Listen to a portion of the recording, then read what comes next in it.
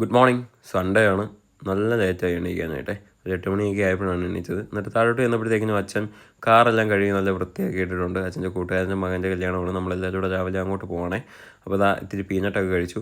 കല്യാണത്തിന് പോകേണ്ടതിൻ്റെ തിരക്ക് കാരണം എന്നോട് തേങ്ങ തിരുമാൻ പറഞ്ഞു. ഞാൻ തേങ്ങയൊക്കെ തിരുമാക്കി കൊടുത്തു. മാളുവാണെങ്കിൽ ഉള്ളിയൊക്കെ പൊളിക്കുന്നു. അമ്മ ചപ്പാത്തിയും കാര്യങ്ങളൊക്കെ ഉണ്ടാക്കുന്നത്. രാവിലെ നമ്മൾ കഞ്ഞിയും ചക്കയും ചമ്മന്തിയും എഗ്ഗും ഒക്കെ ആയിട്ടാണ് ബ്രേക്ക്ഫാസ്റ്റ് കഴിച്ചത്. ചിപ്പി ചേച്ചിയുടെ കല്യാണത്തിന് ഇടാൻ വേണ്ടി എടുത്ത ഷർട്ടായിരുന്നു. അന്ന് നമ്മൾ കുർത്തയാക്കിയത് കാരണം ഇന്നത്തെ ഈ കല്യാണത്തിന് ഇടാമെന്ന് കരുതി കേട്ടോ. അപ്പം ഞങ്ങളെല്ലാം റെഡിയായിട്ട് നേരെ കൺവെൻഷൻ സെൻറ്ററിൽ ചെന്ന് കേട്ടോ. ഇത് നമ്മുടെ തിരുവല്ലയാണ് സ്ഥലം. അവിടെ അടിപൊളി പരിപാടിയും കാര്യങ്ങളൊക്കെ ആയിരുന്നു. കുറേ നമുക്ക് കട്ടൻ ചായകളാണ് കേട്ടോ. കുറേ വെറൈറ്റീസിൽ പൈനാപ്പിൾ ഫ്ലേവർ ഉള്ള ഒരെണ്ണം ഞാനെടുത്ത് കുടിച്ചു കേട്ടോ, മധുരമൊന്നും ഇല്ലാത്ത കാരണം.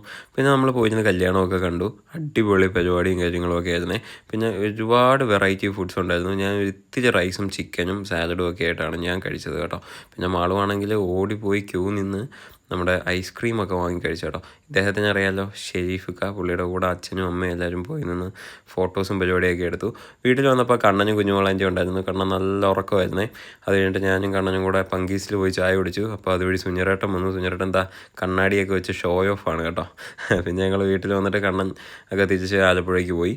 പിന്നെ ഞാനാണെങ്കിൽ നൈസായിട്ട് നൈറ്റിലേക്കുള്ള ഫുഡും കാര്യങ്ങളും പ്രിപ്പയർ ചെയ്യുമായിരുന്നു. 2 മുട്ടയുടെ ഓംപ്ലേറ്റും കാര്യങ്ങളൊക്കെ സെറ്റ് ചെയ്തു. എന്നിട്ട് നമ്മൾ ചക്ക മീനൊക്കെ ആയിട്ട് കഴിച്ചു കേട്ടോ. അപ്പം എൻ്റെ ബർത്ത്ഡേ ആണ് നാളെ. അപ്പോൾ അത് കാരണം ഇന്ന് നൈറ്റ്, അതായത് ഇന്ന് ബർത്ത്ഡേ ആണ്. അപ്പോൾ മാളു ചെറിയൊരു പരിപാടിയൊക്കെ സെറ്റ് ചെയ്തു കേട്ടോ. എനിക്ക് ചെറിയൊരു ഡൗട്ട് ഉണ്ടായിരുന്നു. എന്നാലും അവളി ഇത്രയും റെഡിയാക്കുമെന്ന് എൻ്റെ മൈൻഡിൽ ഇല്ലായിരുന്നു. ഉണ്ണിച്ചേട്ടനെയും ചേച്ചിയൊക്കെ വിട്ടിട്ട് അവർ 2 ഷർട്ടും കാര്യങ്ങളൊക്കെ എനിക്ക് അവളെടുത്ത് കേട്ടോ. എനിക്കാണെങ്കിൽ ആ മോഡൽ ഷർട്ടും കാര്യങ്ങളും ഒന്നും ഇല്ലായിരുന്നു. എനിക്കൊരുപാട് ഇഷ്ടപ്പെട്ടു. അവളെ പറ്റിച്ച് ഞാനൊരു 3000 രൂപയ്ക്ക് നേരത്തെ ബർത്ത്ഡേ എന്ന് പറഞ്ഞ് ഞാൻ ഷർട്ടൊക്കെ മേടിപ്പിച്ചാൽ പിന്നെ കേക്ക് മുറിക്കുമ്പം എന്തെങ്കിലും തരണമല്ലോ എന്നുള്ള രീതി 2 ഷർട്ട് കൂടെ കിട്ടി. അപ്പോൾ ഇതാണ് കേട്ടോ അവൾ എടുത്തു തന്ന ഷർട്ട്. എനിക്ക് ഒരുപാട് ഇഷ്ടപ്പെട്ടു. അപ്പോൾ ഓക്കെ, ബൈ ബൈ.